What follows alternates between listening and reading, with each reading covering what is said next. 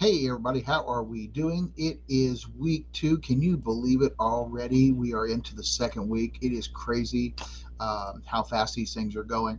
I do want to just kind of remind you that the purpose of these videos is to give you some of this information in advance, to point out some of those important things that you need to be doing before you get started.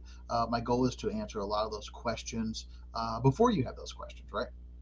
And so that as you are getting ready to work and you do run into a place, you're like, let me check that video and see if there's like, did I already answer that question? Now, obviously, if it didn't answer the question or you have some other, thing that you need to ask, please make sure that you're reaching out, make sure that you are getting those answers because we do want you to be as successful as possible. Let's take a look at module number 2. Module number 2 is summarizing what they say. Now, so last week we talked about how writing was a conversation, right? Or we wanted to think of writing and research as a conversation. Like you produce this information and you share it, and then other people take it, interpret it, internalize it, and they create a response, right? Now, we know in the writing situation that we have to anticipate what their audience's reaction would be. In most cases, we don't get that information or we don't get that feedback back directly. Okay. But that is that process. We anticipate what the audience might think. That allows us to produce a better message that is more meaningful to them.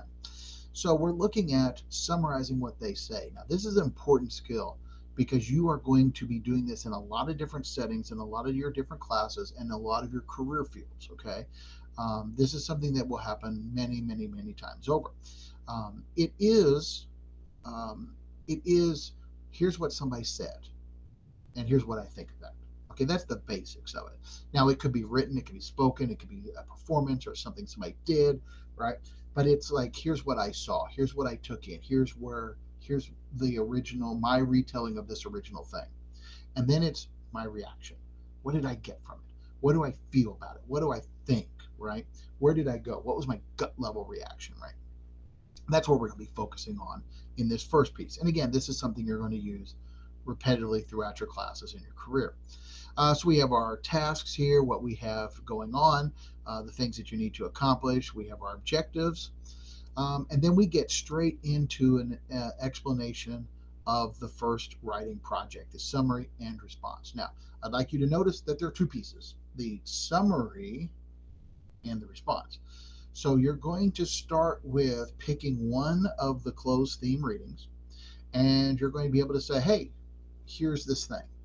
And you're going to retell it to people, right? Like you're going to re explain it to people.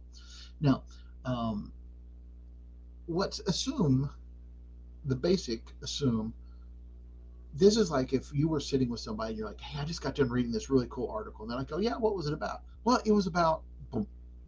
And you give those big highlights, those big points. Like you review like the big top line pieces, right? That's where we start. Okay. If you think about like if I say what'd you do over the weekend, you're like, oh well, Friday I did this, and Saturday I did this, and Saturday night me and so did this, and then Sunday I just kind of hung out with so and so. One, two, three, four. Like you gave like the four big pieces. You didn't give me every single minute, right? And in this summary, that's what you're going to do. You're going to hit those big, broad pieces, okay? And then you're going to give your reaction. What did you think of it? Like, what's my takeaway, right? Like, what did it make me feel inside? Now, we are going to limit our reaction, our response to the article, okay? We're not looking at so much as the topic, but really about what was said, how it was said, what would, did you agree with it? Was it easy for you? Did you need something more? Did you disagree with it and why? It is your response to that particular message. Okay. So this gives us some information about what we're going to be doing. The final version of this will be 750 words in either APA or MLA style. I did allow you to pick either style, A, because you might have one that you're more familiar with than the other. And also, some of you are in different fields that require or kind of expect one format over another, right? So to give you that ability to really practice the style that you are going to be more, using, okay, that's why I wanted to give you those options. Um, in this, it walks you through what we're going to be doing. This will be, you're going to start with introduction, which we're going to talk about in a minute. You're going to give that summary, which we just talked about, and they talk about using those they say strategies, right? And then your response, again, what was your gut level reaction? You're going to wrap things up, then you're going to do the citations and documentations.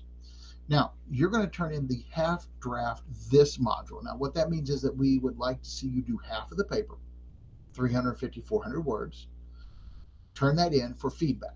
And then I can look at it. I can say, here's what I see. This is what what I would suggest, and give you some pointers and some tips to improve your paper for the final draft. Half draft is due in module 2.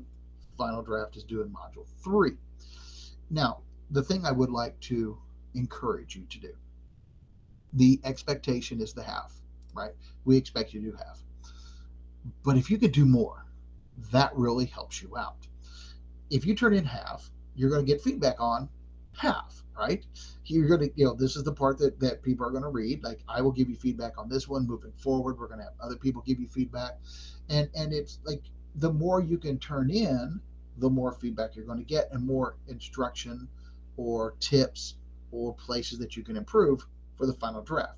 It also makes it a little bit easier for you on week 3, because in a week 3 you have less writing to do, and you can spend more time on finessing the message and cleaning up the message and the grammar and the spelling, and do you have like a fully formed idea and message, right? So the expectation is half. If you do half, you are fine. If you do more than half, there's no extra credit, but you do get extra feedback. So, it is worth it to you to do more if possible, but the expectation is really just the half. We have the closed research theme check-in. What this is, we're asking you to go in and pick 2 of the readings, and then using this little set of kind of questions, just to share with us what you read and what you thought of it, right? And what you got out of it. We keep doing these check-ins to really give you the opportunity to look at more and more articles. You have a big set of them. You have a big, a variety of them. This gives you more opportunity to really kind of sample them and taste them and see what they are, so that as you do work forward, you have a better sense of what they are and which ones you would like to pick.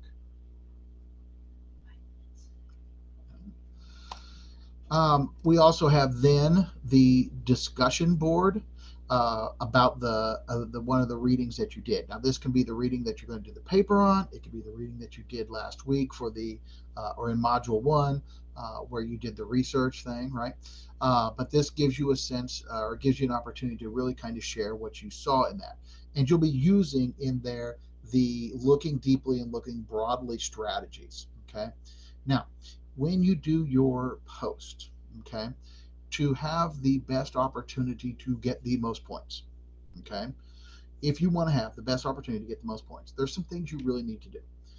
First off, your initial post needs to be really fully developed. Like, it stands on its own. When other people come in, they look at it, they get it, right? Like, they don't have to ask questions. They know what you mean and why and how. Then your responses continue the conversation. The discussion board is a conversation where here's a thing and here's a reaction, and it's a back and forth, right? So to get that, to have a best chance of getting the most points, those responses also need to continue the conversation. Not, I agree with that. That was good, right? Like, you're building on what was said.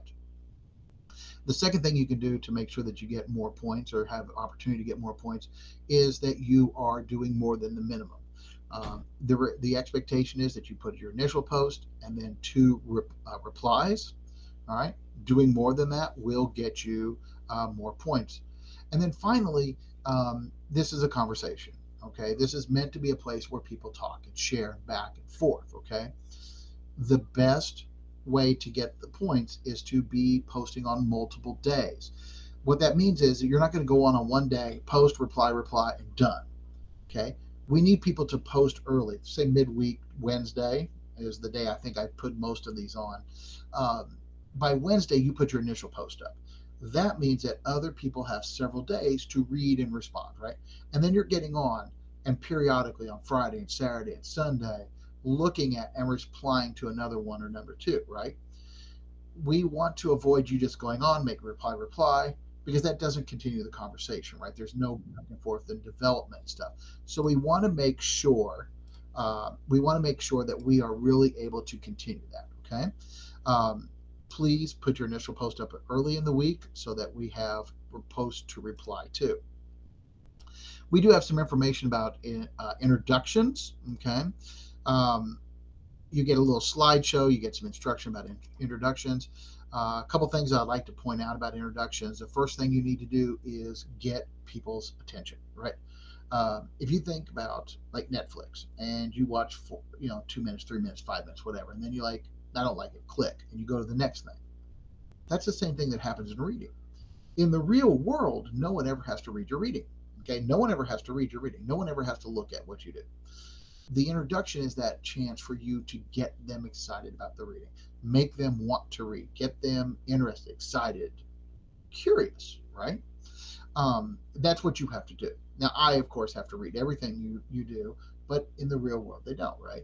And so this is that opportunity to build that, take that first step to get people excited. The second thing then is describe the topic. Obviously, we need to know what we are getting ready to experience. What is this paper going to be about? You think about if you're writing a paper about cheese dip, and you want to talk about the history and the main ingredients. Okay, so we see that. Now, you're not going to give us like all the details about history and then like the top 5 ingredients. You're just going to say, like these are some of the areas that you'll be dealing with. You're going to introduce those. So we get to see it and we know that this paper is something that we want to read and this is what it's going to be about, right?